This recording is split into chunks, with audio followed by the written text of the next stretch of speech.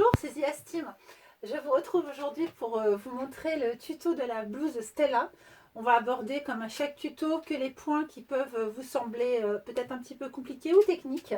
Il s'avère que pour la blouse Stella qui est ici sur ma Germaine, mon assistante, ça va être la pose en fait des bandes entoilées de colle. Donc c'est ce qu'on va voir ensemble.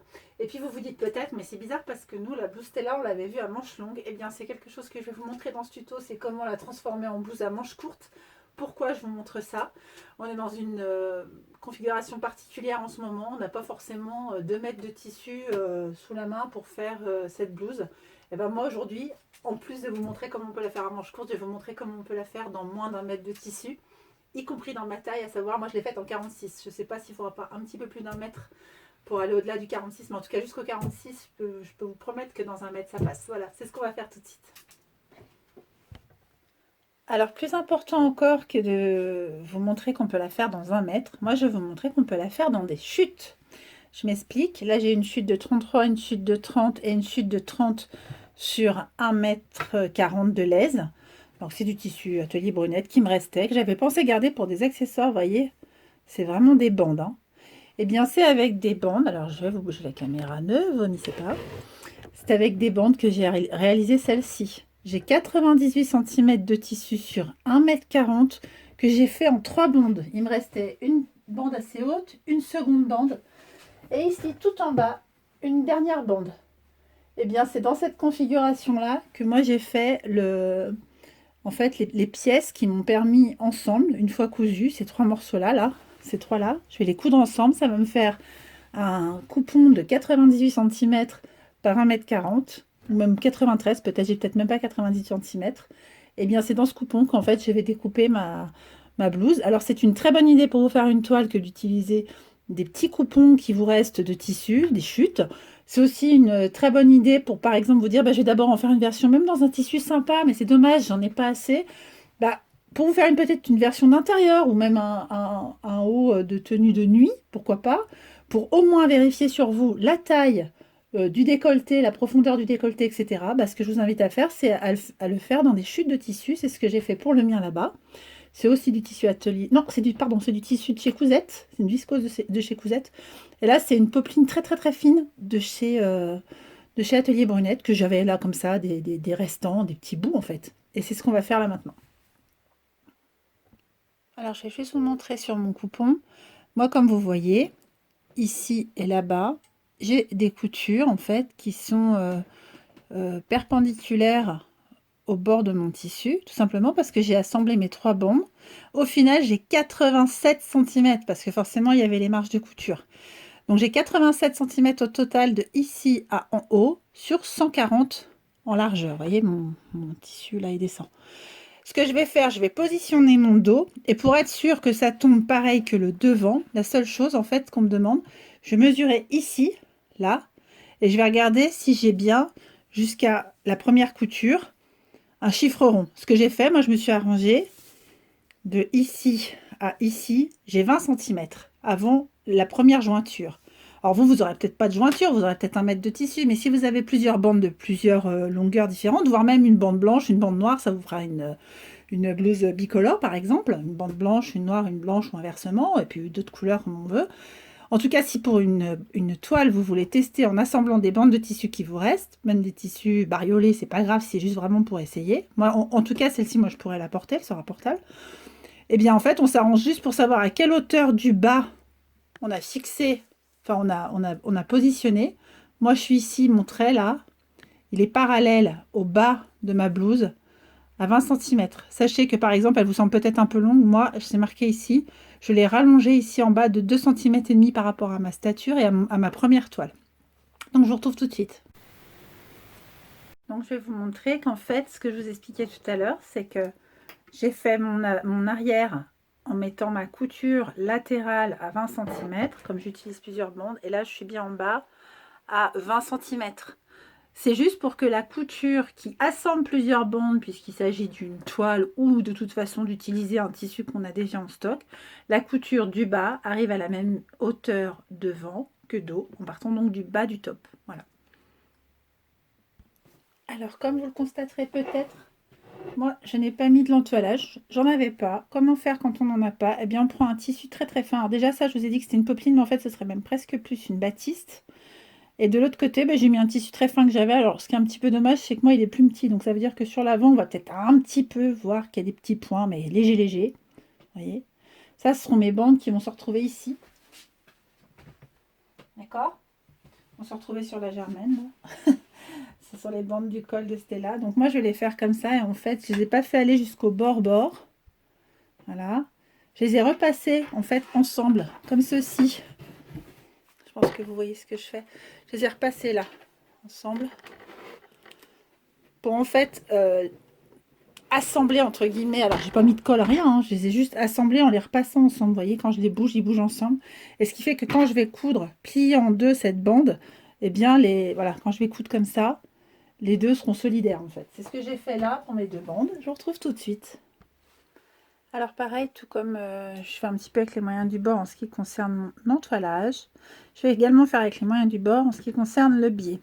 Alors comme vous le savez, ce modèle de la blouse Stella, que je vous remontre ici, voilà, qui existe normalement en manche longue et dont le patron est en manche longue, mais ce modèle de la blouse Stella, vous avez certainement commandé ce modèle si vous l'avez déjà commandé.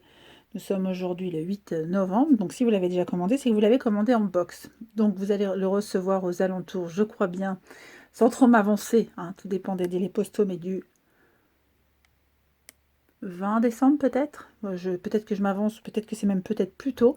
Les envois se font à partir, je pense, du 5 décembre. Donc d'ici le 20, toutes les box devraient être arrivées, je l'espère. Je ne m'engage à rien, hein, ça ne dépend pas de moi. Mais en tout cas, voilà. Ce qui fait que effectivement, au jour d'aujourd'hui, paraît que c'est une phrase qui ne se dit pas, voilà. En tout cas, aujourd'hui, vous n'avez pas le matériel nécessaire. Donc peut-être que comme moi, vous allez bidouiller votre toile. Ce qu'on veut savoir, c'est que si vous arrivez à passer les difficultés de ce patron et si vous comprenez les techniques d'assemblage de ce patron.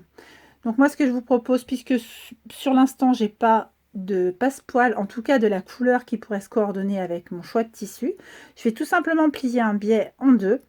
Lorsqu'on a un passepoil, généralement, le bourrelet, ça arrive à peu près jusque là, et c'est là qu'on coud. Étant donné que mon biais plié en deux est plus court qu'un passepoil, je le décale simplement de la largeur de mon pied de biche du bord. Alors, je vous montre de plus près. Ici, j'ai la largeur de mon pied de biche qui est sur mon tissu. C'est le long de mon pied de biche que je pose mon biais plié en deux. Si ça avait été un passepoil, j'aurais vraiment posé au bord. Et dans ce cas-là, l'ouverture de mon biais, elle est ici. Je mets bien l'ouverture de mon biais du côté du bord cru. De toute façon, ce qu'on va faire après, pour plus de netteté, on va passer un coup de surjeteuse ou un zigzag au bord pour pas que nos tissus s'effilochent. Mais en attendant, ce que je veux, c'est vraiment poser mon biais comme s'il s'agissait d'un passepoil. Donc, je le pose à la bonne distance. Un passepoil, ça fait environ 1,5 cm, alors que là, mon biais plié en deux, on est à 1 cm. Donc, je vais assembler là en cousant vraiment au bord. Je suis en fait avec mon patin sur la droite et je vais coudre là au bord de mon passepoil. Je vais mettre peut-être, là je suis même un tout petit peu trop loin. Voilà, je vais vraiment me mettre là. Presque, alors je sais pas si vous voyez bien. Je crois que je peux pas m'avancer davantage. Je vais faire comme une sorte de vraiment piqûre nervure au bord ici. Ça veut dire qu'en fait je serai à peu près à aller 5-6 mm du bord de mon tissu, peut-être 7 mm, quelque chose comme ça. Ce qui fait que comme je vais coudre ici, ben, j'aurai tout ça qui va après être apparent. Et en fait, je ne sais pas si vous aviez remarqué, mais quand j'ai fait cette blouse là, j'avais pas en stock de passepoil bleu marine et j'ai aussi posé un biais plié en deux. Un biais peut tout à fait facilement remplacer un passepoil. En tout cas, dans des tests, dans des essais, voilà, on n'a pas le côté bombé en forme de tube, on va dire, du passepoil, mais en tout cas, on peut rendre le même effet et tout de même marquer les coutures. Donc, je vous montre. J'ai vraiment coudre comme ça. Alors, ne soyez pas étonnés, on a enlevé la lumière de ma machine. On s'est rendu compte avec Caroline et Anaïs que c'était beaucoup plus agréable de ne pas avoir la réverbération. Donc, ma lampe est enlevée, mais ma machine est bel et bien allumée.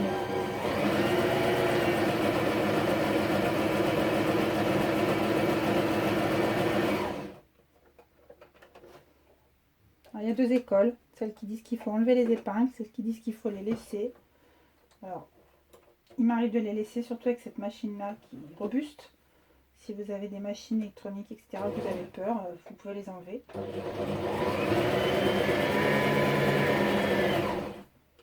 Voilà. Je les enlève parce que je les enlève, puis que ça tient bien, puis que je maintiens, vous voyez, mon tissu. Voilà,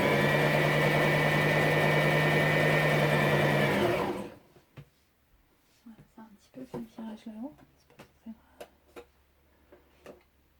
L'important, c'est d'assembler ça.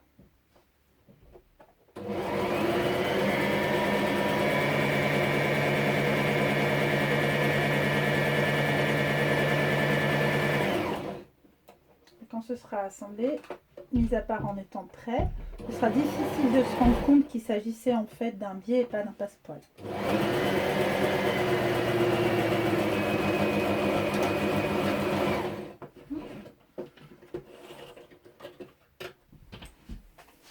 vais peut-être refaire juste quelques petits points sur l'eau parce que ça c'est un petit peu grillé.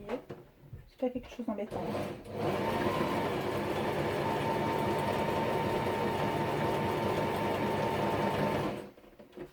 Je ne fais pas forcément de point d'arrêt parce que je repasse sur des points. Voilà, là je vais venir couper tous mes fils. Donc, normalement je crois que je suis toujours dans le champ de caméra. Voilà, tous les fils sont coupés. Et tout à l'heure, bah, ça fera ça. Donc ça fera comme ça. Alors je pense que vous voyez peut-être pas. Ici, là, ça fera ça en fait. C'est bien cette partie sur laquelle je vais venir assembler en fait mon devant. Vous voyez? Ça va bien être comme ça. Et puis après ici, je vais avoir ma partie devant qui vont être assemblées ensemble. Et puis après, on aura bien ce petit bourrelet là, ici. Donc je fais ma deuxième bande et je reviens. Alors ensuite, c'est très simple. On démarre du haut de la bretelle, comme ça. Et puis on vient positionner son tissu. Pardon, j'étais pas dans le champ. On vient positionner son tissu à 1 cm. On a fait un petit trait à 1 cm. On vient tout de suite vérifier qu'on est bien à 1 cm. Là, je suis un peu trop loin. Je viens de tout bouger. Tac. Voilà, c'est ça. Je suis à 1 cm du bas de mon encoche. Et je positionne tout le long. Et je vais venir recoudre en fait sur la première. Vous voyez, j'ai fait exprès, j'avais changé le fil du dessous là. Je vais venir recoudre sur ma première couture, mais même peut-être à 1 mm à côté, mais guère plus. Comme ça, j'aurai vraiment quelque chose de très joli quand je vais retourner. Je vous montre tout de suite. Voilà, je vous montre. Là, je suis positionnée sur mon pied de biche. Et là, je vais coudre vraiment.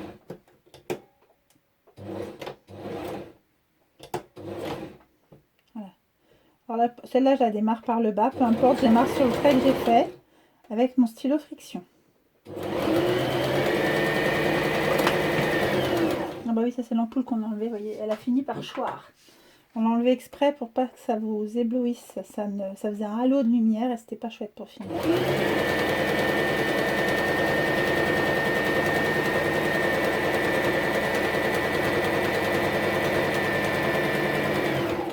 Bon, je vous passe le détail, j'arrive.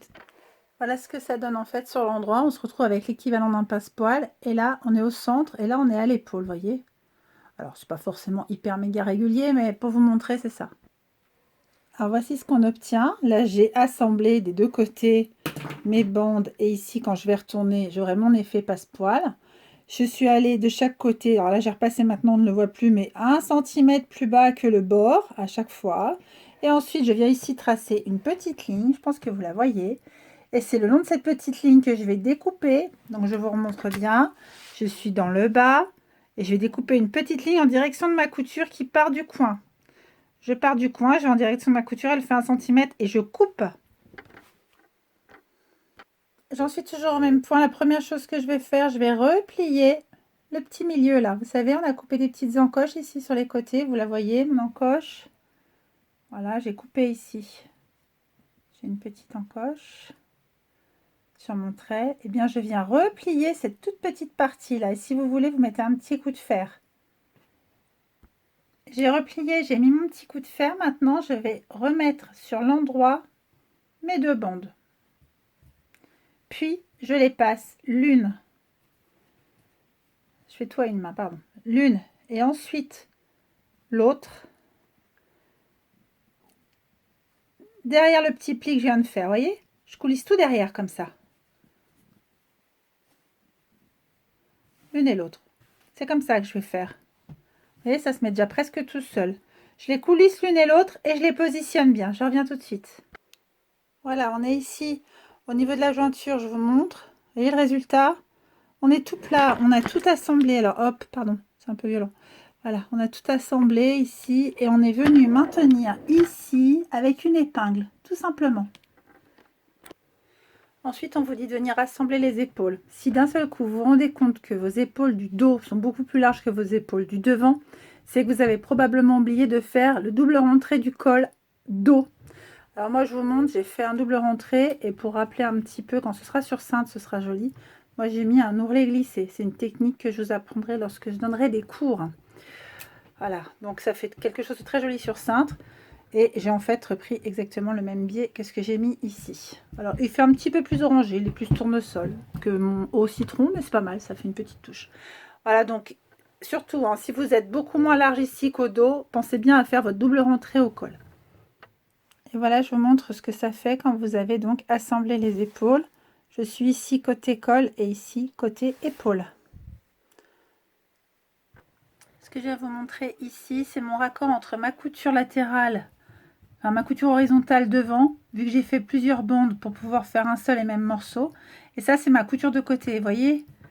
Alors, c'est un tissu très très fin, mais on voit bien ici, là, quand on fait très attention à mettre couture contre couture, bah, ça fait quelque chose comme si c'était fait exprès, quoi. Si on tombe bien en face, on est bon.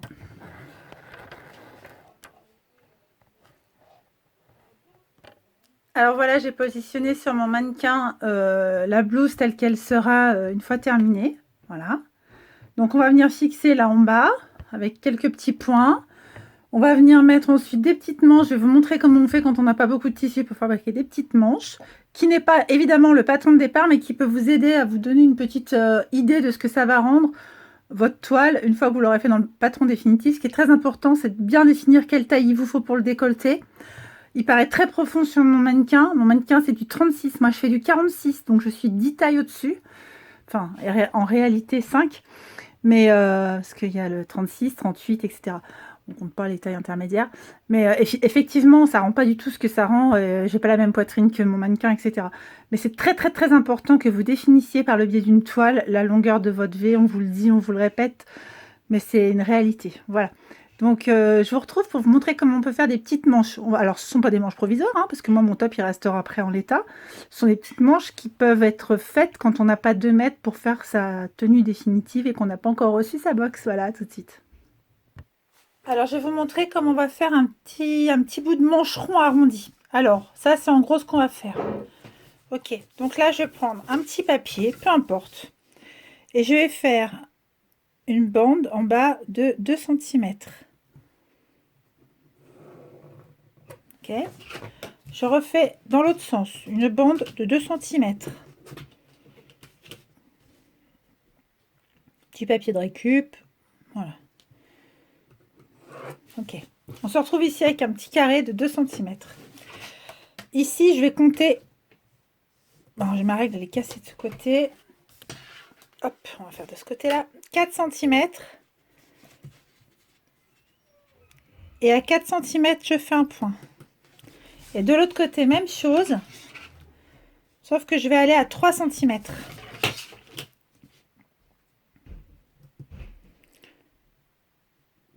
Voilà.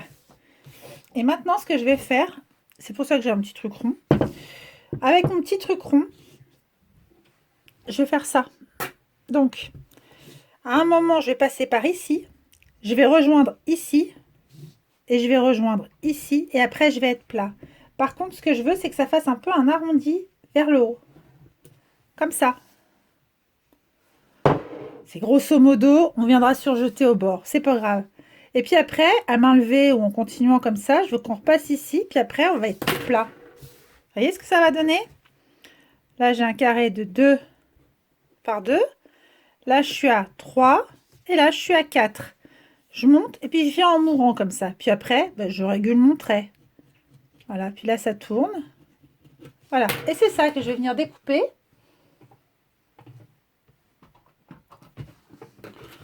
je fais avec ces petits ciseaux. Ah non, voilà.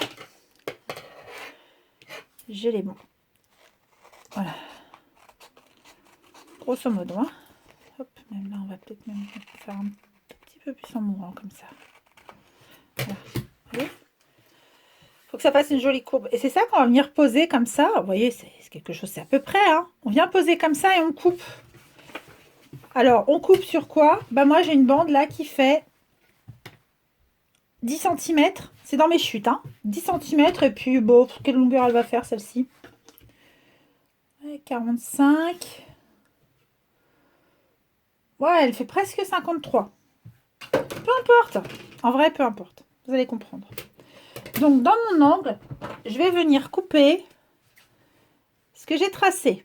À savoir, donc, comme ça,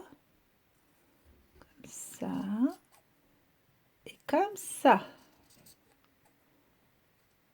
Voilà. Et ensuite, je ne le fais qu'une fois. Donc, vous vous souvenez, c'est cette petite forme-là, hein, grosso modo. Tac. Je ne le fais qu'une fois. Et après, je plie en deux mon tissu. Alors, vous n'êtes pas obligé de faire tout ça. Vous pouvez très bien vous arrêter là, puis essayer votre blouse. Mais si vous voulez la porter, si vous voulez faire quelque chose de sympa avec et de l'utiliser quand même, bien que vous n'ayez pas eu au départ les 2 mètres de tissu, donc c'est en même temps le tuto, puis c'est en même temps une astuce, vous voyez, ça fait 2 en 1. Voilà, je viens jusqu'au bord, parfait. Je retrace grosso modo mon angle. Voilà. Et puis je reviens tracer. Je ne sais pas si vous voyez ce que je fais. Si.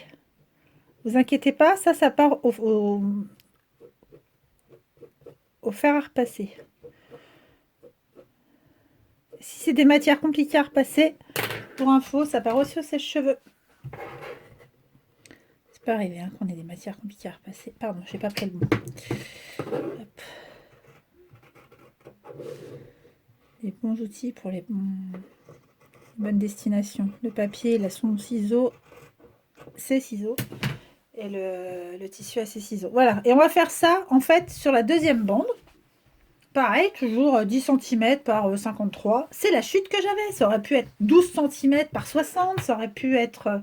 peu importe. Vous voyez, je vais même avoir ça au bout. C'est pas grave. Je m'arrangerai pour que cette partie-là soit une partie peut-être qui sera fixée au dos. Ce sera le mancheron du côté dos. C'est le premier que je vais mettre. Comme ça, je suis sûre de ne pas oublier. Regardez, tac, tac, tac, tac, tac, tac. Hop.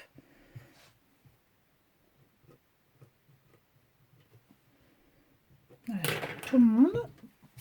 Hop.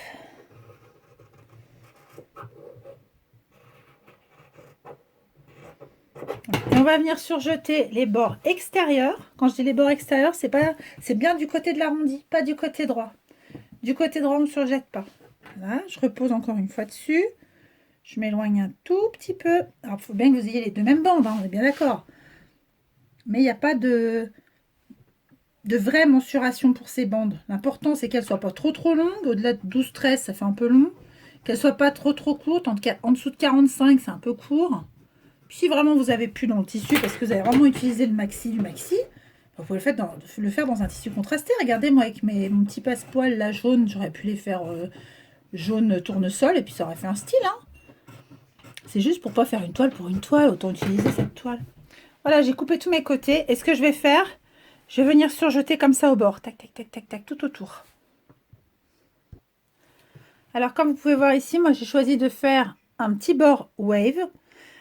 J'ai mis pour ça 2 fils de différentes couleurs dans les boucleurs. Et dans les aiguilles, j'ai mis 2 fils blancs. Mais j'ai mis un fil jaune et un fil blanc dans les boucleurs. Voilà. Alors, si vous n'avez pas de surjeteuse, alors, moi, j'ai une Enlighten. Elle permet de faire ce point. Les autres surjeteuses ne le font pas, mais vous pouvez faire un simple rouloté avec 3 fils, donc, pas avec 4. Un simple rouloté au bord. Ou alors, vraiment, si vous n'avez pas de surjeteuse, soit vous faites un point zigzag, ça va peut-être pas être folichon. Soit vous faites comme ça 2 tout petits plis et vous les piquez ici derrière. Ce sera joli aussi et ça fait un petit effet ourlet mouchoir. Voilà. Donc je vais vous montrer comment on va fixer maintenant ces petits mancherons, vous voyez, arrondis au bord. C'est tout léger, tout mignon. Vous allez venir plier en deux. peu importe, endroit contre endroit, envers contre envers, ça ne changera rien. Autre mancheron. Et ici, au niveau du pli, pas au niveau du joli bord, mais au niveau du bord cru, vous venez faire une toute petite marque de quelques millimètres. Une petite encoche. Vous faites sur les deux côtés, donc sur les deux mancherons, cette petite encoche. C'est très simple, ça va être notre couture épaule. Enfin, ça va arriver au niveau de la couture épaule. Alors moi, par contre, sur celui-là, je vais trichouiller un peu, vous voyez. Comme j'ai des bouts qui ont été rapiécés, je vais dire que c'est là. Ça ne changera pas grand-chose, vous verrez. Ça ne changera rien. Mais je vais dire que c'est là. Très bien. Maintenant, je prends ma blouse. Je prends ma blouse sur l'endroit au niveau de l'épaule. D'accord? Je vais venir mettre cette petite marque. Alors là, il s'agit d'une couture. Très bien. Je vais venir mettre cette couture sur l'épaule. Et je vais mettre une petite pince. Alors, on a bien dit. J'avais déjà montré, mais je vous remonte. On fait couture contre couture. Elles s'embrassent et on pince. Je crois que j'en ai déplacé là. On pince. Et, pardon, on va venir mettre ici. Je sais que le reste est cru, hein, c'est normal, à bord cru. Et ici, en coupant juste le surjet. On va pas le rentrer tout de suite. Ici, en coupant juste le surjet, on va venir se poser au niveau de l'encoche. D'accord? Je laisse le côté encoche à gauche et je me positionne dans le prolongement sur la droite. Donc, une petite pince. Et sur le devant, je vais faire la même chose. Voilà. Alors, bien évidemment, là, on est hors patron. On s'est fait une toile, mais on aimerait bien la porter. On n'avait pas assez de tissu pour faire la toile. On est dans une période de confinement où on ne peut pas forcément sortir pour n'importe quoi. Et on vous le recommande hein, d'éviter de trop bouger au maximum. Alors, si c'est pour faire une toile, on peut peut-être la faire avec ce qu'on a chez nous, d'autant que votre beau tissu vous arrivera avant les fêtes pour vous faire une jolie blouse à manches longues. Mais en attendant, pour tester, ben vous allez utiliser ce que vous avez. Comment on va faire maintenant? Alors, je vous demande de repartir du devant ou du dos, peu importe. Vous remontez tout doucement. Vous mettez les tissus bord à bord sans tirer et vous mettez une pince de temps en temps.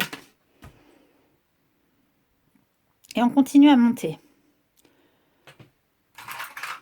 Ça va vous parler. Si vous aviez vu mon pas à pas du Bombers Liberté, ça va vous parler très fort. Arrivé ici, j'ai décidé, moi, de faire un pli. C'est-à-dire que, oui, toujours mon pli, mon fameux, mais vous allez voir que c'est vachement chouette. Pardon pour le vachement, mais c'est vrai. Alors, ce que je vais faire, je vais arriver ici, voilà. Puis, bah, là, tout le reste, je le mets plat. Oui, ce que vous entendez, c'est mon ventre qui crie, pardon. Et même chose de l'autre côté. Petite pince. Et petite pince. Hop. Et au niveau de l'épaule, je vais avoir un plus grand pli, mais c'est pas très grave. Ça ne changera rien à l'arrivée. Vous voyez? Ça ne changera rien du tout. Ce sera tout de même très joli. Voilà. Pardon, j'ai peut-être été hors champ quelques secondes. L'important, c'est que ce soit vraiment... qu'on mette à plat là. Voilà. Et on va venir coudre. Soit vous assemblez, soit vous assemblez à la surjeteuse. Ah, attention, j'ai un petit faux pli là. Je vais mettre un petit peu plus de matière pour revenir en arrière. Il faut vraiment bien que ça aille jusqu'à la couture épaule. Je ne sais pas si vous voyez bien ce que je suis en train de faire, mais je suis sûre qu'ici, quand même, ça vous parle un petit peu. Voilà, là, je suis plate. Hop. Je vais venir assembler. Alors, je peux faire un surjet tout autour, c'est possible. Je peux aussi que surjeter à partir de là, comme vous le souhaitez. Ce qui compte, c'est d'assembler. Je vous montre tout de suite. Voilà ce que j'obtiens. Regardez, c'est mignon. Donc, ça me fait un petit mancheron. Puis, vous avez vu, en fait, voilà, ça va me faire un petit pli devant et un petit pli derrière. Et ça va me faire un petit bombé sur l'épaule. Une sorte de petite manche courte, volonté, papillon un petit peu. Voyez? Et puis, pour ce qui est de l'intérieur, bah, c'est propre aussi, regardez. Pour l'instant, on va laisser comme ça. Et puis après, on va venir rechercher si on en a. Si on n'en a plus, on peut laisser comme ça rentrer son fil. Et puis si on en a, c'est ce qu'on va faire. Nous, on va aller mettre un petit peu de biais au bord. Alors voilà ce qu'on obtient. C'est très très mignon, vous avez vu. On a vraiment tout le bord de la manche qui est... Vous avez en fait posé un biais tout autour de la manche, mais vous poursuivez aussi sur la partie où vous avez mis le mancheron. C'est-à-dire que si vous avez fait un surjet tout le bord, et ben vous recouvrez tout votre surjet avec un biais à cheval. Et puis au niveau de l'épaule, là, comme ça va froufrouter un petit peu, ce qu'il faut venir faire pour éviter que ça vous fasse des épaules de Schwarzenegger, là, trop en l'air, vous venez juste faire aplatir votre couture. Et dans le sillon des deux coutures, là, vous venez faire quelques points, comme ça, à plat, pour aplatir un tout petit peu au niveau du bourrelet, là. Mais sinon, vous allez voir, ça va être tellement joli. Puis, vous voyez, là, on est bien, là aussi. Impec. Moi, j'ai plus qu'une épaule à faire. Et puis, bah, je la porte, puis je vous montre. Alors, nous arrivons à la fin de ce tuto, et voilà ce que ça donne. Alors, porté sur ma Germaine. Vous voyez ici, j'ai une toute petite épingle. Et bien, en fait, quand ça va être sur moi, je vais remettre cette épingle pour vraiment... Je ne vais pas les laisser ouverts jusqu'ici. Là, il n'y a plus que mes fils à rentrer, vous voyez. Je ne vais pas le laisser ouvert jusqu'ici. Moi, je vais le croiser un petit peu plus haut. Et pour vraiment celles qui trouvent que c'est trop profond, ça peut arriver. Soit vous portez comme carreau en dessous un petit top. Ou soit, vous voyez, comme sur mon petit mannequin, là. Vous pouvez simplement poser, comme ça, une forme un peu comme ça. Une petite dentelle dans le creux du décolleté. Ça se fait, ça existe. Il y a des tops qui sont faits comme ça. Et en fait, ça cachera en fait la naissance de la poitrine et le début du soutien-gorge. Donc si vous avez envie, vous pouvez faire ça. Alors là, c'est très profond. Si c'était pour une personne taille 36, que j'avais fait un décolleté comme ça, j'aurais mis cette petite chose-là. Pour quelqu'un qui fait un décolleté taille 46 comme moi, ça c'est la bonne longueur. Alors comme vous l'a dit Anaïs, si toutefois vous voulez faire un taille par exemple comme moi 46 mais que vous voulez un décolleté moins profond, bah, prenez le creux du décolleté du 42 ou du 44. Vous remontez d'une ou deux tailles selon. L'important, c'est de tester, de faire une toile. Alors, j'espère que cette petite vidéo vous a apporté de l'aide. Donc, ce tuto vous a permis également de le faire avec les moyens du bord. Alors, je vous remontre rapidement au niveau des manches ce que ça donne. Vous voyez, c'est bien fini, c'est joli comme tout. Ça volette, voilà. Et puis, ça vous permet dans vraiment peu de métrage parce que moi, j'avais au final 87 cm. Et comme vous le voyez, j'ai fait ma blouse. Alors, oui, par endroits, on voit les coutures. Il y en a une ici. Bon, elle tombe un petit peu moins bien que la première que j'avais faite parce que j'avais tout simplement plus de bandes en haut. Et sur la deuxième, j'aurais même pu faire en dessous, coudre un lastin le long de ma couture, voire même coudre une coulisse et mettre un élastique si j'avais voulu une taille élastiquée.